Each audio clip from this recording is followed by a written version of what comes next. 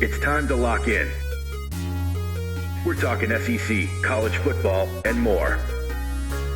This is AP as we see it. I'm all about that action. I'm all about that action. I'm all about that action. I said I'm all about that action. I'm AP Stedham from LA, Lower Alabama. This is AP as we see it, a weekly syndicated show discussing the Southeastern Conference, college football on the national scene, and other sports. We welcome you to AP as we see it this edition. We want to mention our social media platforms. You can find us on our YouTube channels, AP as we see it, and my personal one at AP Stedham that has all the interviews that I conduct at the various events, the college football championship and the regular season, and the Rose Bowl, the Cotton Bowl, Peach Bowl, Orange Bowl, Fiesta Bowl, Super Bowl, the NFL draft. All those interviews you can find on our YouTube channel, AP as we see it, and at AP Stedham, and also on our Facebook sites, our personal one and our show page as well, the Instagram. Has the 2 pages as well, the X account, 2 pages as well. And then our Spotify, we archive every episode. So check out our social media platforms and subscribe and tell the people about our show. We really appreciate all the support of AP as we see it.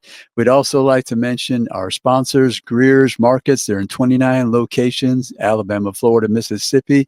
We always begin by mentioning Lucy's recipes. She has a book out.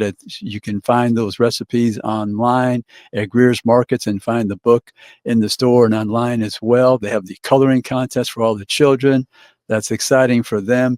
We have the groceries to go. If you want to have your groceries delivered to your office, your venue, your home, you're preparing for all these parties to watch SEC football and basketball and baseball and softball and other events, just click on groceries to go and they'll deliver those to you. They have the weekly online specials. You can also get ready for the special occasions, the holidays, the birthdays, the anniversaries, any celebration that's on the calendar. You can bring in the fresh produce, the dinner essentials, delicious food and snacks at unbeatable prices. And remember, Greer's got it. They guarantee it. We'd also like to mention the Cortland Grand Hotel in downtown Atlanta. They have the spacious rooms. They have the indoor pool with the serene setting, that tropical setting with all the vegetation. It makes you feel like you're on some island. They have the restaurants. They have the excellent breakfast buffet, and then they cook your breakfast to order on the weekends. And you're right in the heart of Atlanta, and you're all the important spots that you're trying to visit when you're in the big city of ATL. And they have the gift shop, and remember Ben Jacquemur and his staff do a tremendous job with all the hospitality. So the Cortland Grand Hotel, downtown Atlanta. We'd now like to mention our guests for this week, segment 3 and 4. We're going to have Landon Duckworth, a quarterback out of Jackson, Alabama, and his mother, Tiffany. And Landon's going to come on here and discuss his recruiting and his upcoming senior year and all the schools that are seeking his services. And we always like to get the mom's perspective. We have a lot of fun as well. But we'd like to welcome in for segment 1 and 2. Our first guest is Professor Ellen J. Staurowsky. Professor, she's with the sports media, the Roy H. Park School of Communications, Ithaca College. She's a noted expert in the field of college athletics, Title IX, gender equity pay, and equal opportunity employment pay. So, Professor Staurowsky, welcome to AP as we see it. We're so delighted to have you. I'm just thrilled to be here, and AP, it's just such a pleasure to speak with you. I always enjoy the time that I get to talk with you. And I always enjoy you talking the most because you have so much knowledge, and I'm hoping you can express that and bring it to our audience. It's been a long time, and we love having you on our show, and thank you so much. But I guess the college football, college athletics in general is the Wild West, and I use that term until further notice. That's the way I view college athletics right now. And I guess maybe the main thing that's holding up college football and their playoff situation is the House settlement. It's being discussed in a federal court in Berkeley, California by the judge. So maybe you can express some thoughts about that House settlement and how it relates to college athletics. Yeah. I'll begin with a very brief explanation about the House settlement and the case itself. Grant House et al. Versus the National Collegiate Athletic Association and what we think of as the Power 4 and Power 5 conferences. And here we have a group of Division I athletes who contested compensation rules that the NCAA had. And so the settlement's a big settlement. There's a lot of money associated with it, to the tune of about $2.8 billion. And yes, that is B, as in billion. Right. The settlement as it's playing out, and if it does get approved, it has two pieces to it, so that athletes from 2016 through to the present who were denied the opportunity to benefit from the use of their name, image, and likeness will have an opportunity to receive back damages for the years when they were not able to benefit from having endorsement deals. So that's the back damages part of this. And then in terms of moving forward, there's also going to be a revenue sharing opportunity for athletes to receive some share of revenue that athletic departments generate. And that amount is estimated to be over $20 million per year in the first year. And then there are some percentage increases moving forward. This whole settlement is going to be allocated out over a 10-year span of time. And at the moment, as we speak, the clock continues to tick in terms of whether or not that settlement is actually going to be approved or not by the judge. So everybody's kind of, on the edge of their seat waiting to hear if the judge approves it. Now, in this settlement, you hear some of the athletic directors discussing the percentage that they would like to be dispersed to the football team. Do you think that's going to be an argument that might have to be settled in the court of law, Professor? Because you hear 75%, 80% being dispersed, as I said, to the football program. What do you think about that moving forward? I'm of the camp that actually thinks that the allocations as they've been made are appropriate. Given the role that football and men's basketball in particular have played in the economic engine of this industry, that the settlement recognizes the value of that labor.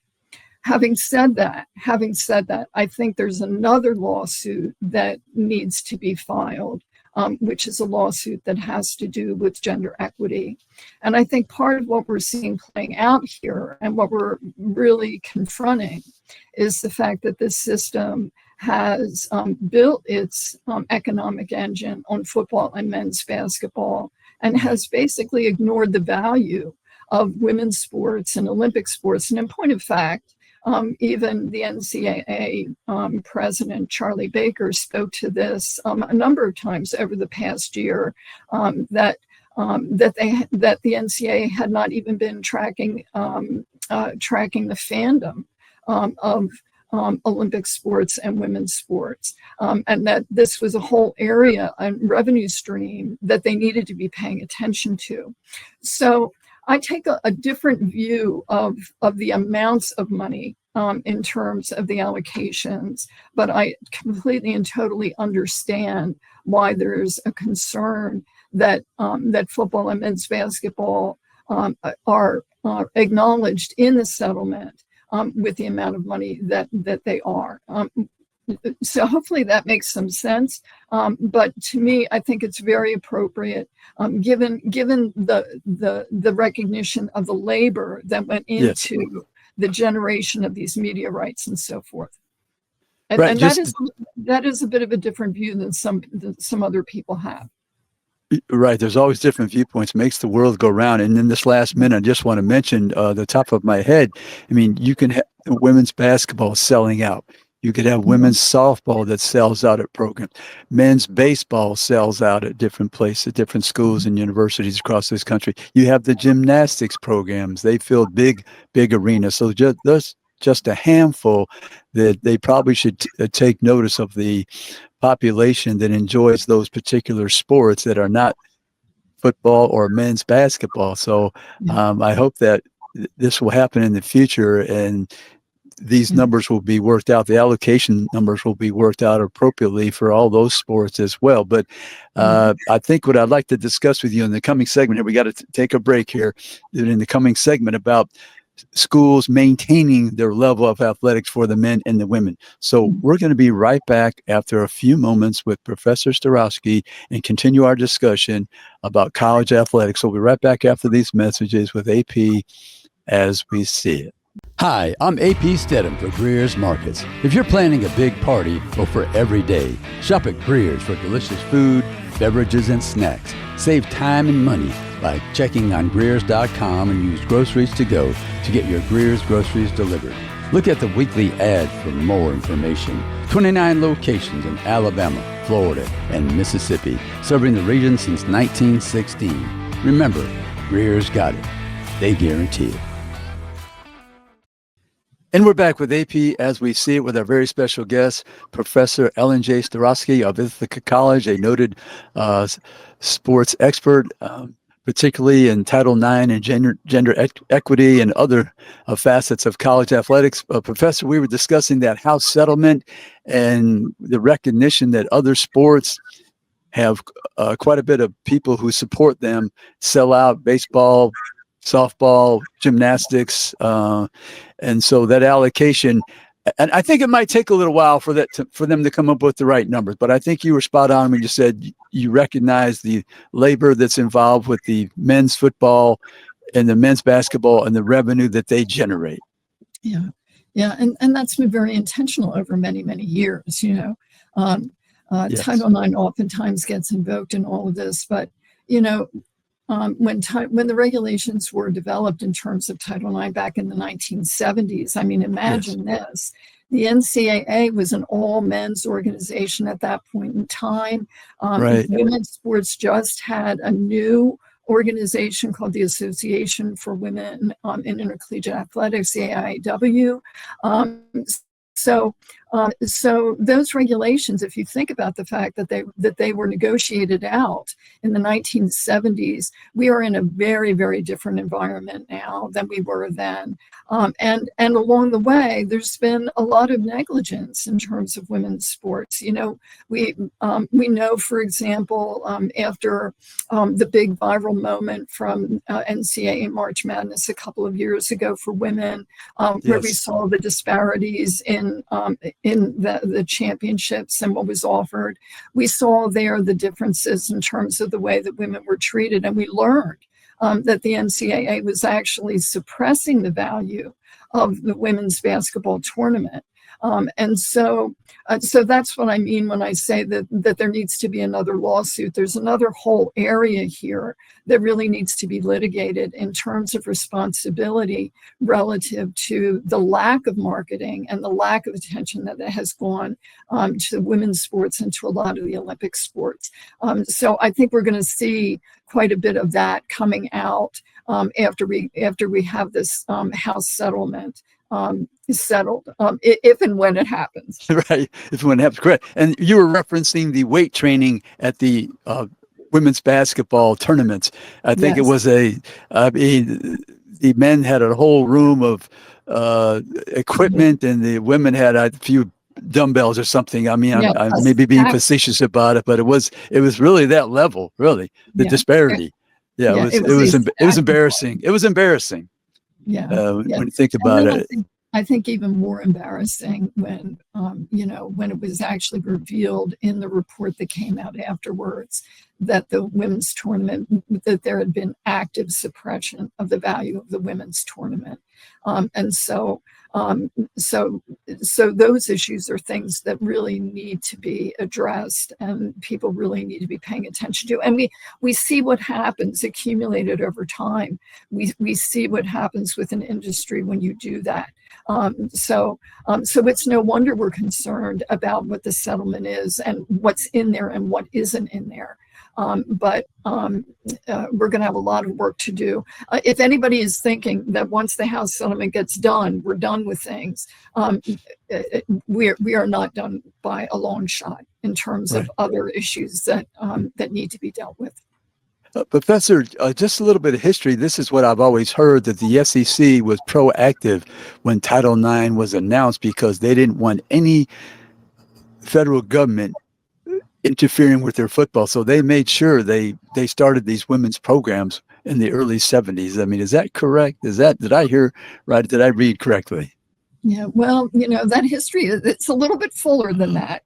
Right. The NCAA in general and the football powers were quite active and actually working very, very hard to try to block Title IX from being implemented in terms of athletic programs. And so they tried to have athletics taken out entirely from Title IX's reach, and then that failed. And then they tried to have football removed, and then that failed. And Congress kept repeatedly saying that this covered all sports and that it covered athletics. And so the compromise was, because there was a lot of talk about this notion that Title IX was going to, quote unquote, kill the goose that laid the golden egg. Yes, that was the talk. Yeah. And frankly, that's come up again. That very same expression has come up again. And every time it comes up, interestingly enough, it is always in an era when football actually is making a move to make actually more money. So little listener tip: if you hear that expression, you can pretty much bank on the fact that that football is going to be doing okay in the future. The math logic has never been there for me when you hear the football programs. They're discussing, well, we don't have enough money and we might have to get rid of certain sports. And I heard one athletic director compare it to a smaller school. And I'm thinking, you're a Power 5 school comparing yourself to a small school, removing sports. It baffles me. Professor, this kind of segues in. How does Title IX, what are the ramifications you think with this House settlement? We're really going to have to be following the bouncing ball on this, so to speak, because on one hand, part of the argument with the House settlement is the fact that, they've gone with roster limits now, as opposed to number of athletic scholarships, right? So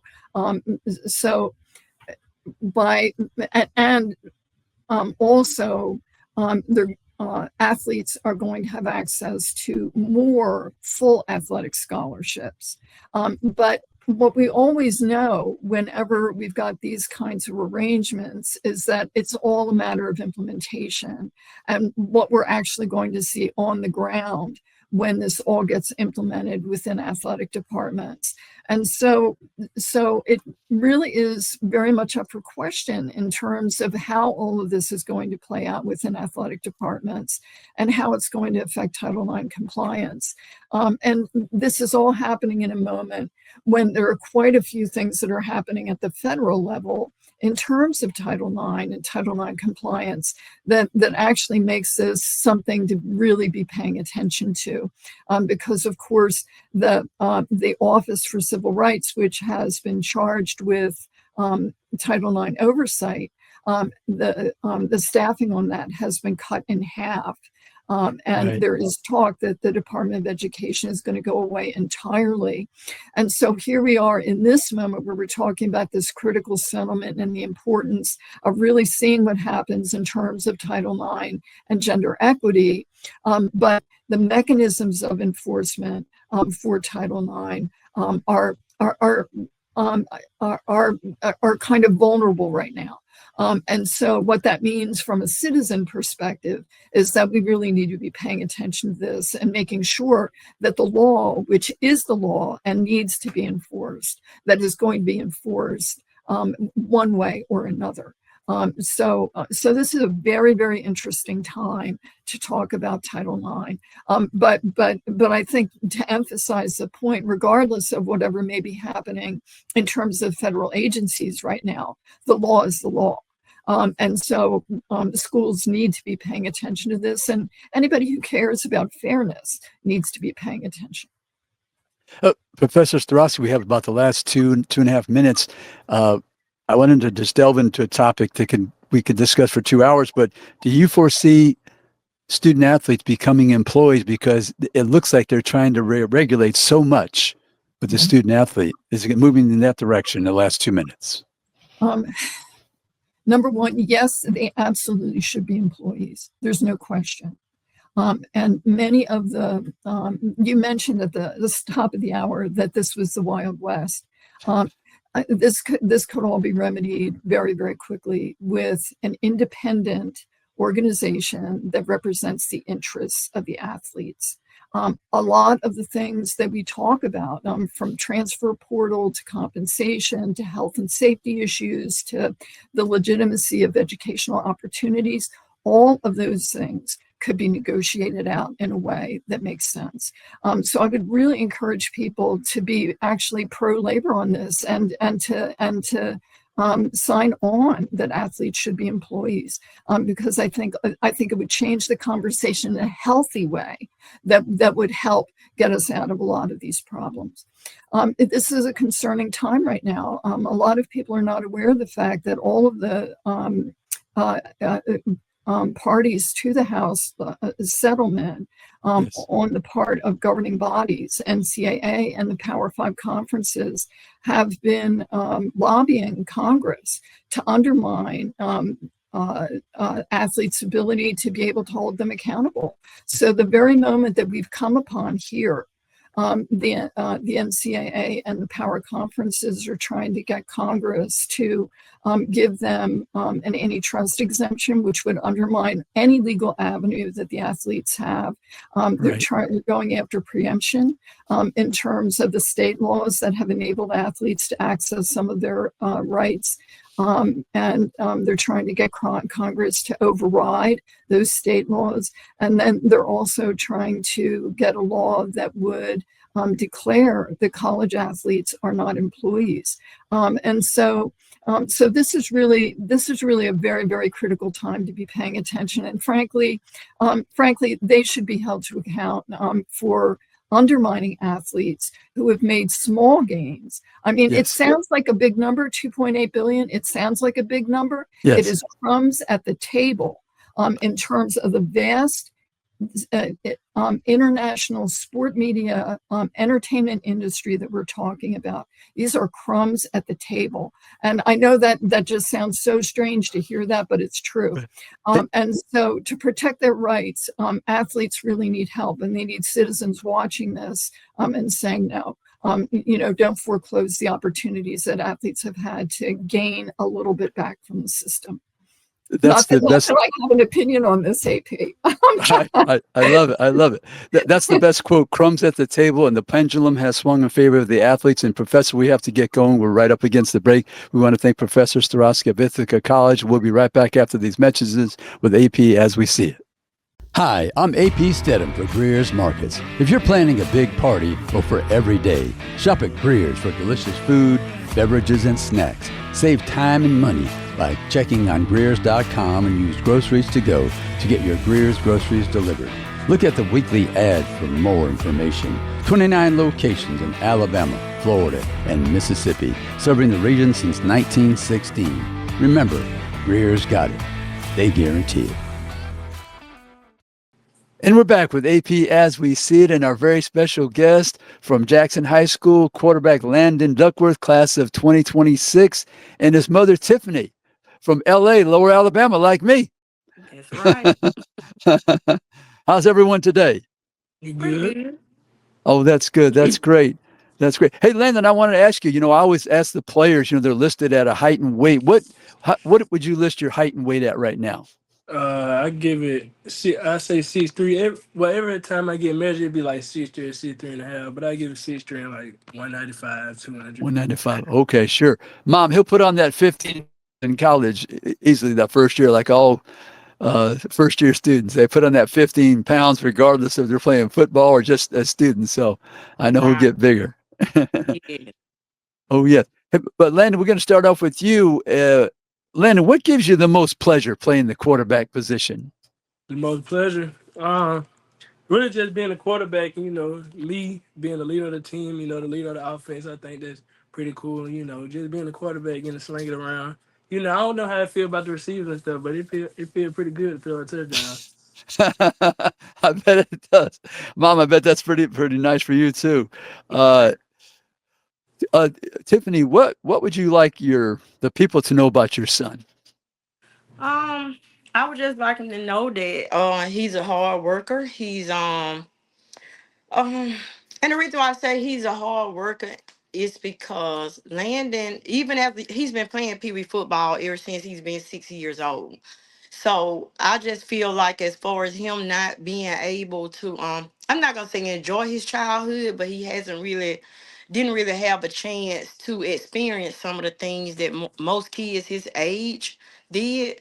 So I would just say him being a hard worker, he stayed dedicated, and in the long run, everything just paid off. So I feel like anything that he gets or that he has gotten or will get in his journey, that he's very um Devoted. He's devoted to his sport. yes, he's devoted, and I feel like he does deserve it because he's a hard worker.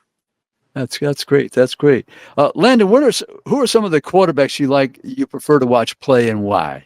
Uh, And it could be anyone. Landon, it could be anyone. I don't care if it's another high school player, college pro, or somebody that you know. I mean, anybody you select. NFL, I say I love Patrick Mahomes. I just like he like kind of more like an off-platform quarterback, like with the sidearm and the no look passes. But Lamar, I Right. kind of dedicate my game off him a little bit because he a real true he a true dual threat quarterback. I think Yes. it's really just NFL guys for real. Some new guys coming in college, so I have to see him play this season. But just Right. Lamar and Patrick Mahomes, just dedicate my game off him. Two great ones there. Two great ones for Yes, sir. sure. And Uh, it's a couple more, but they're on the top yeah. two. Go ahead. You can mention them. That's fine. Go ahead. You Oh can yeah, mention like them. Josh Allen and all the other guys, and Jackson Dart, I done seen him a couple times, I done seen him throw. I think Cam Ward should do, watch them in college, just some pretty good quarterbacks. Right. You learn by watching them for sure. Yes, I'm sir. certain. Uh, Tiffany, what's the best advice you've received about being the mother of a quarterback? I mean, that's a special position. People have a lot of opinions when they're in the stands, and the quarterback controls the game in this era of football where you're throwing the ball. It's quarterback centric. So, what's the best advice you've received about being the mother of a quarterback? Um, I would say I really haven't had any advice. I can just speak from experience, and I would just Right. say have tough skin. You gotta have tough That's skin. a good one. Yeah, That's you a got great to. one. I think Yeah, that's the best. yes, sir. Yeah, Right. They're going to have the opinions for sure. Yeah, they're yeah, spread around and everybody gets competitive and they have an opinion. Everybody thinks they can coach the quarterback, right, Tiffany? correct. Yes, sir. Yep. Yes, For sir. sure. Uh, Landon, who taught you the most about football? Some people that have been influential in your life about football. So when I first started playing Pee Wee football, it was Coach Terrell Andrews, but he's still with me right now. He coached for us at the high school, the receiver coach, but he kind of taught me mostly all I know about football. Kind of like my middle school, I started going to David Morris at quarterback country. He taught me some stuff like QB stuff, but like Right. been like Coach T, Therese Andrews. He didn't basically taught me everything. Uh-huh. What's some good advice about playing the position of quarterback? What's some good advice that you said, yeah, that resonates with me. Good advice is just like you being a quarterback. some people like struggle, kind of being a leader, but I say good advice is just being a leader. How you Be the having to work leader. all the time, just leading the offense and stuff. I think that's some good advice. Be the leader. Be the leader out there because they're looking at you. So you got to play the part. Yes, sir. I hear you. Uh, Now, Tiffany, you're being there's an onslaught of recruiters calling you, reaching out, trying to get in touch with you. What's been your approach to the recruiting process? Um, I would basically say it's an approach. I would just say take everything as it comes. I mean, Right. it's just sometimes things happen in a split second. You just got to be ready to, make moves and do whatever you need to do to support your child. So that I Yeah, just say take everything as it comes. have to be ready for the audible, like the quarterback, right? Call an audible. If Hmm. something Yes, happens, be ready all the that's time. right. Yep. That's some a good approach to it. Uh, Landon, this summer, are you going to be attending some camps? Not really like college counts, but I'm gonna do a Elite 11 this summer. What are you That's going to really try to all. go Sorry. ahead? So Go ahead. that's the only thing I'm really doing this summer. With 7-on-7 with the school, but just camps. Nah, I ain't gonna count Right. this year. When you try to evaluate yourself and self-critique your abilities and your skills, what is the couple of things you said, I've got to get a little better here. I've got to get better. With my feet work, I say my feet work. Throwing motion is just something you just normally have. You can't really just fix it. It's just the way you throw. But I think the key thing is like feet work because it's really the way you get the ball out and stuff. Yeah, It helps you like rotation with your hips and stuff. That's what I've been kind right. of working on. Yeah, that footwork is certainly important. Certainly is. Uh, Tiffany, getting back to you. Tiffany, are you enjoying this interview? And you enjoying talking? You enjoy being? I'm sorry. Oh, that's okay. You enjoy being involved in the media a little Wait, bit. Is this? hold Have you? on. Somehow I lost my I can't hear anything. Oh, you can't hear anything right now. Nope. Okay, let Someone see. called me and Oh, somehow they I feel called you like I right now. knocked I out. see. Let me see. Let me just stop this right quick right there. Okay. Tiffany, I was just going to ask you a few questions. Are you enjoying this? Are you enjoying the interview? I am. I'm not used to being interviewed because I Right. normally just, this Landon's journey. So I kind of just stay out of the I hear spotlight. you. But yeah, Oh, that's good. That's good. I hope so. But what are three or four questions that you like to pose to some of these college assistants or the head coach or the people that you've been in communication with throughout this recruiting process? I would say one is I normally ask like, what makes Landon a good fit? What do they feel, or why do I they see. feel he would be a good fit? To the team. Right. Um, and I'm gonna see. How big of a priority is Landon? For the coach or whatever to be a part of the team. And I'm Right. because I kind of jotted down some notes and let me see. I'm trying to think just okay, have they developed any like major like anybody that's went to the NFL or To the anybody that's NFL. had the opportunity to play in the NFL, like have they developed anyone? So Right. those are Right. the main three questions. Those are all good questions. What's the track record and the priority, and how important did he fit? Yeah, those are all three great questions to have them answer. And yeah, I'm sure you've had an assortment of answers as well. Yes, sir.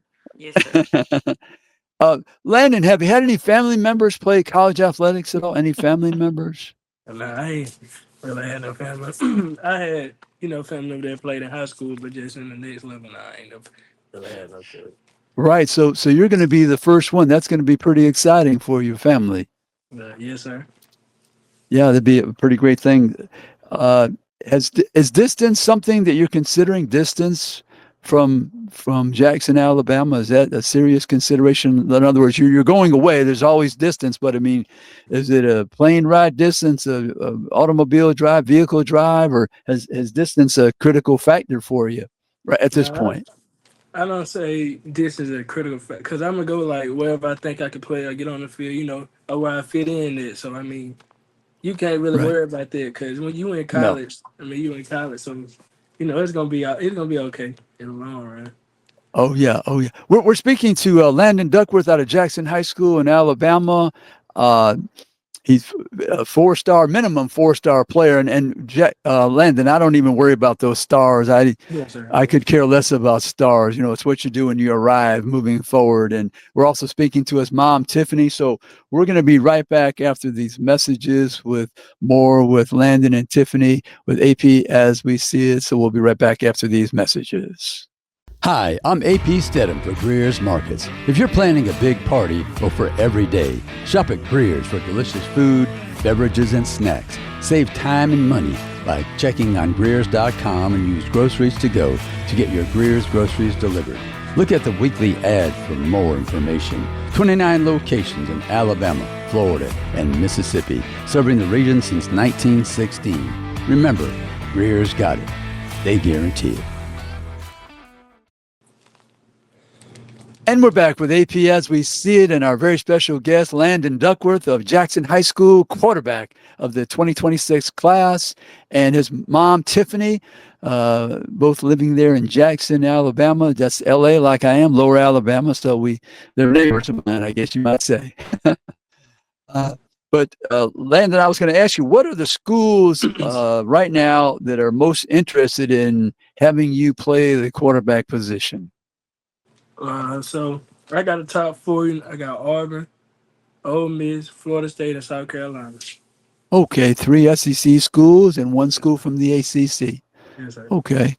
And do you like, let's say, for instance, out of the 4 schools, what would you like about each one? Just something you might like about each school, if you can tell that to our audience. So Ole Miss, I like Lane Kiffin, with all the schools in the environment, how I feel when I go to the school, it's a cool place. I have fun, but just the school like good head coaches. Lane Kiffin, a good guy. I'm close with the quarterback coach and the recruiters for Ole Miss, and then they go to Florida State. Gus Malzahn, I was real close to him at UCF, but he left and went to Florida State. So right, I it's see. really the same. It's really the same relationship with him. He just at a different school. Auburn, they kind of. I'm not gonna say they got on me late, but we building a relationship. We're not really that close, but we close. But we talk a lot. But so they showing they really want me to play and stuff. But South Carolina, I was once committed to them. So it's really the same. They just got a different OC. They had Dowell Loggins, but now it's Mike Schuler. We kind of building a relationship. But other than that, it's pretty much the same guys. It's still the same relationship with Coach Beamer and stuff. Right, I see. Oh, okay. And Landon, from your perspective, right now, this is still early in the year. Would you like to make a decision before your season, or where does that stand? Would you like to wait until December, or what do you think is the best for you right now? Of course, you could change your mind. I'm shooting for it before the season, but if something happens, then it could be later than that. But I'm shooting for it before the season in the summer. Right, I hear you. Tiffany, what are some of the traits that Landon inherited from you? You got a good arm, or you got some speed, or what? What do you want to tell folks? And they pick on me a lot because I always tell him I played soccer when I was younger, and they think it's so funny if they pull that picture up of me. But I really didn't do a lot in sports. I hated that I didn't, but Right. no, I wouldn't say he get none of his athletic ability from me. I don't know. Maybe that's soccer, the footwork. He was discussing that footwork pretty serious before. That could be you. I'm telling you. It could Right. be. That's a possibility, because good footwork. You talk to coaches, believe it or not, Tiffany, and the first thing they'll mention is, well, I'm watching the quarterback's footwork. Yes, That's important. That's real important. So I don't know. Don't sell yourself short. Right. But I would like to say now, I do hear a lot of people say that his dad was good in football. I Yeah. see. So yeah. Okay. Does he have any personality traits like you? Yeah, I would say he's very like loving. He's just a kind person. Yeah, and he's a hard worker. Oh, those are 2 good traits to Yes. inherit for sure. Now, getting back to you, Landon, I wanted to ask you, what are some of the questions that you like to ask the coaches, the assistant coach, the head coach, offensive coordinators? What are some of the things you like to bring up with those coaches? Like my mama had said, we're really just asking like the head coaches, like who they didn't coach, that went to the next level and stuff, And you run into some schools, they head coaches, like I like talking to the head coaches. So the head coaches probably be on the defensive side of the ball and you have some head coaches on the offensive side. Right. They're trying to help call plays. So like the ones like that, I kinda ask them questions like, how do you base your offense? Like what do you like see in your quarterbacks? Like what do you like into like and then just asking them questions about me and stuff. I mean, really just the same question she asked for real. Okay. Tiffany, what's been the most fun for you watching your son, his athletic career? What's been the most fun for you? I would just say attending the games because I've been like I said he's been playing since he was 6 and I've only missed 2 games since he was 6 years old. So I would just say going to games. I would rather say Pee Wee football was, more fun than high Right. school. Yeah, Yes. I do like going to the games. That's a lot of fun, right? Had you been to any college football games, Tiffany, in the past? Had you ever Uh, experienced that before? Before his recruitment process, no, but I have been to some since he's been Right. recruited. Yes, sir. Like Right. on some of the visits. Yes, Right. sir. So you've been to a college football game now since Yeah. his Oh recruitment? yeah. Yes, sir. What, where have you been and what's been the experience for you? I would say Mississippi State. I've Mississippi been to one State? of their games. Yes. I've been to one of South Carolina games. Now I can't tell you who they be playing, Right, but I've right. been. But I want to say those are the only. I want to say I've been to one at Auburn, but I Auburn know too. Mississippi State and South Carolina for sure. Yeah. Yeah. What's the difference? I mean, it's thousands and thousands of people and the noise and the pageantry. I mean, what did you enjoy about that atmosphere? I just love the cheering. That's the biggest part. It's just Yeah. it's just a good experience. It's a lot different from high school football, which a lot of small towns think that they are fans and they are. But a lot of Yes. them haven't experienced a college game. If they experience that, they'll know the small town high school games don't have anything on those.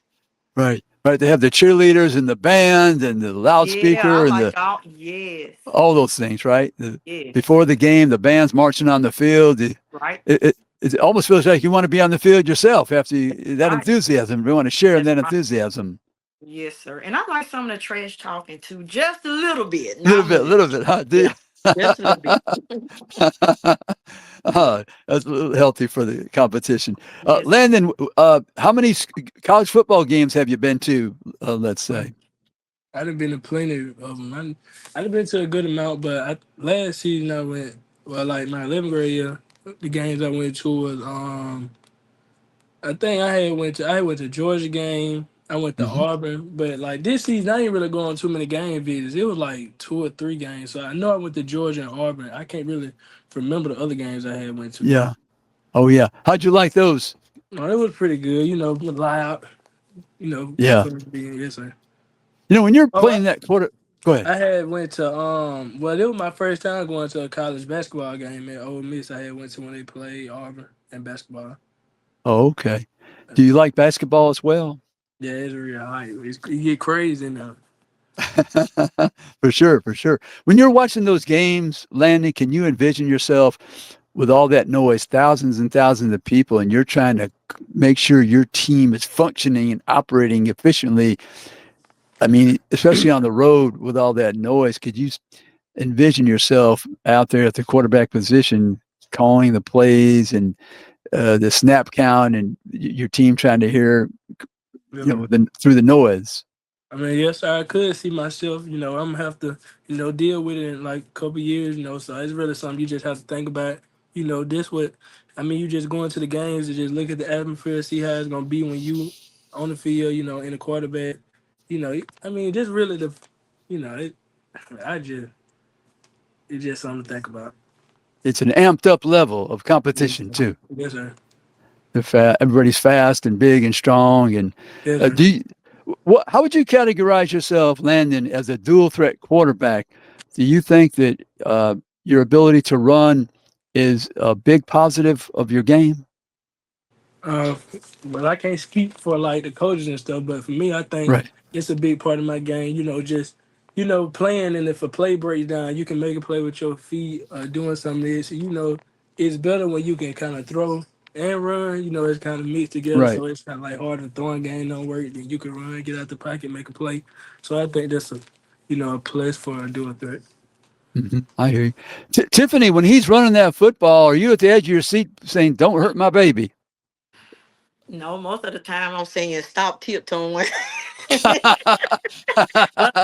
But then they have to tell me, well, he can't get hurt, or Right. he doing what he need to do. Because I don't know a That's lot right. about football, but I'm Landon's worst critic. So I Uh, talk about everything. Plus, yeah, mom's tough, Landon. We don't want to get the quarterback hurt. Number one rule: do not right. hurt the quarterback. Yes, That's sir. the number one rule. Right.